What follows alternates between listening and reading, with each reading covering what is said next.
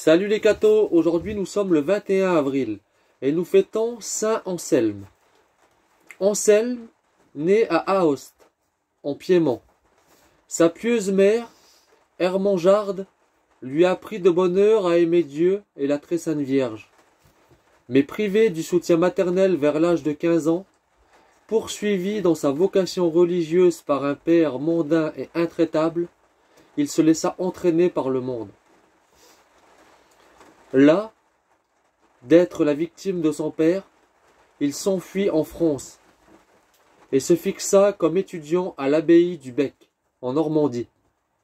Là, il dit à Lafrant, chef de cette célèbre école, « 3 chemins me sont ouverts, être religieux au Bec, vivre en ermite ou rester dans le monde pour soulager les pauvres avec mes richesses. Parlez, je vous obéis. » Lafrant se prononça pour la vie religieuse. Ce jour-là, l'abbaye du Bec fit la plus brillante de ses conquêtes. Anselme avait 27 ans. Quand bientôt Lafrant prit possession du siège archiépiscopal de Cantorbéry, il fut élu prieur de l'abbaye. Malgré toutes ses résistances, il était déjà non seulement un savant, mais un saint. De prieur, il devint abbé et dut encore accepter par force ce fardeau, dont lui seul se croyait indigne. Sa vertu croissait avec la grandeur de ses charges. Le temps que lui laissait libre la conduite du couvent, il le passait dans l'étude de l'écriture sainte et la composition d'ouvrages pieux ou philosophiques. La prière toutefois passait avant tout le reste. L'aube le retrouvait fréquemment à genoux. Un jour, le frère, excitateur, allant réveiller ses frères pour le chant des matines, aperçut dans la salle du chapitre une vive lumière. C'était le saint abbé en prière, environné d'une auréole de feu.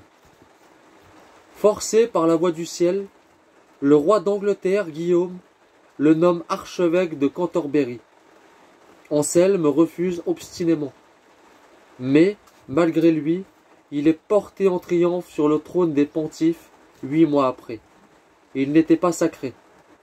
C'est qu'il exigeait, comme condition, la restitution des biens enlevés par le roi à l'église de Cantorbéry.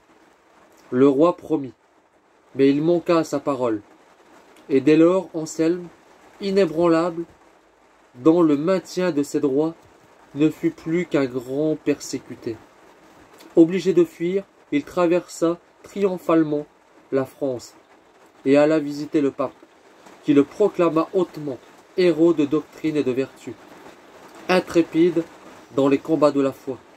Quand Anselme apprit la mort tragique de Guillaume dans une partie de chasse, il s'écria en fondant de larmes, « Hélas, j'ose donner ma vie pour lui épargner cette mort terrible. » Anselme put revenir en Angleterre, vivre quelques années en paix sur son siège, et il y refleurir la religion de son église. Que Dieu vous bénisse, et à plus les cathos!